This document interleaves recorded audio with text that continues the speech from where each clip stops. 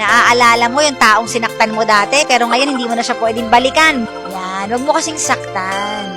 Diba? Kaya ngayon pa lang, siguro kailangan maging mindful tayo sa mga actions na ginagawa natin in every decision na ginagawa rin natin, kung may matatapakan ba tayo o may masasaktan ba tayong partner kapag ginawa natin yun. Kasi in the future, kapag kapag iniwan ka na niya at you look back, maiisip mo na, sana yung desisyon na ginawa ko, hindi ko na lang pala ginawa para hindi ko siya nasaktan.